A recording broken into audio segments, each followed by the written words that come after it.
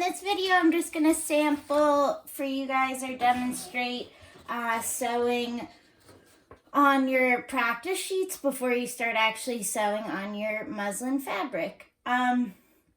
So before we begin on actual fabric, you just want to ensure that you feel comfortable with the machine, you know what to expect, it's working properly. So the first thing I want you to do is just practice on your straight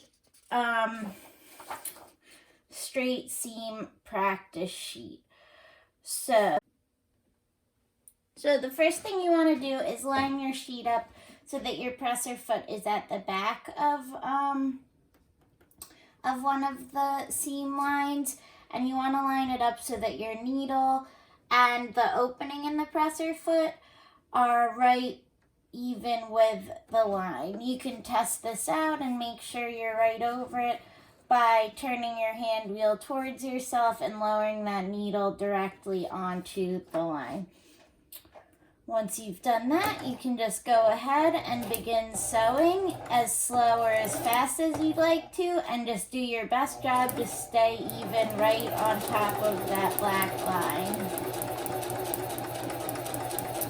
So when you're sewing, you don't have to do a lot of work. The machine will do most of the work for you. So the presser foot will hold your material in place, and the feed dogs will feed your material through the machine.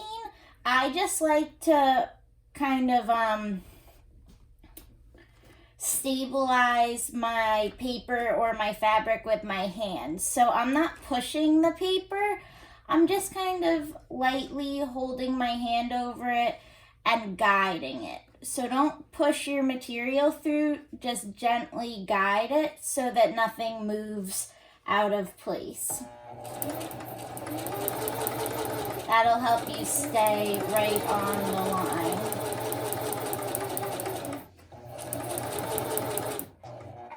Alright, so when you're at the end of your line or at the end of any seam, you're just going to take the hand wheel and pull it up so the needle's up. You don't want to tear your material away with the needle down in the paper. Some machines will automatically end a seam with the needle up. Ours does not do that, but you want to raise your needle, raise your presser foot, and then you can just pull this paper away and snip the extra thread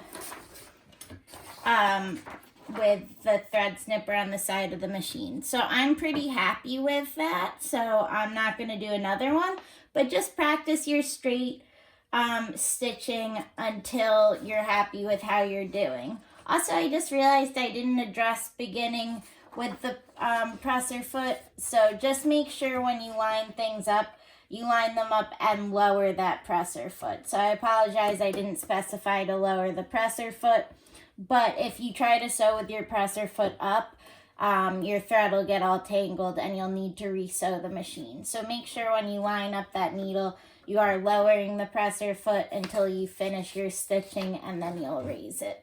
So that's our straight seam. Next up, not everything you sew is going to be straight. So, okay, sorry guys, I got a phone call and it messed up the video. But as I was saying, not everything you sew is going to just be a straight line, so it's important that you know how to sew curved lines. This is going to be a little harder if you're completely off on this sheet. Don't worry too much, it takes a little time getting used to. But just like I said before, you're just going to try and keep that needle directly over the black line. But now you're going to do a little more guiding with your hands and kind of pivoting that piece of paper as the line moved. So you can go ahead and watch me. Make sure that you've lined up that piece of paper and lowered your presser foot before we get started, and you should have a trail of about 5 inches of thread so that that thread doesn't get sucked up into the machine. So I'm just going to begin sewing. I am going nice and slow around my curve because I have to keep adjusting the paper, and I'm just turning it with my hands as I go. So you just want to keep turning, pivoting that material. If you want, you can lower your needle and raise the presser foot to pivot it more, and then put the presser foot back down. But if you do raise the presser foot and move your paper or fabric eventually, you have to have that needle down, otherwise you'll lose your space and there'll be a gap in your stitching. So this part's pretty straight, so I can go faster. I'm going to lower my needle with the hand wheel, again turning it towards myself, and just raise that a little bit and pivot. If you're really struggling to control your speed with the foot pedal, maybe do a little practicing just sewing around the curves with the hand wheel. It'll be really slow, but you'll have a lot more control, and that'll get you to be able to practice pivoting and guiding the paper with your hand first. So you can give that a try. Again, I'm just raising this. I'm going to just continue to go pivoting and using the foot wheel.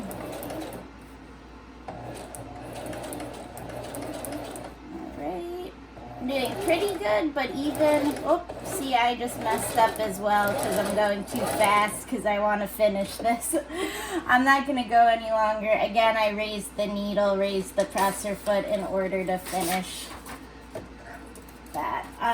You can see I started to get a little off here, but for the most part I was right on top of that black line.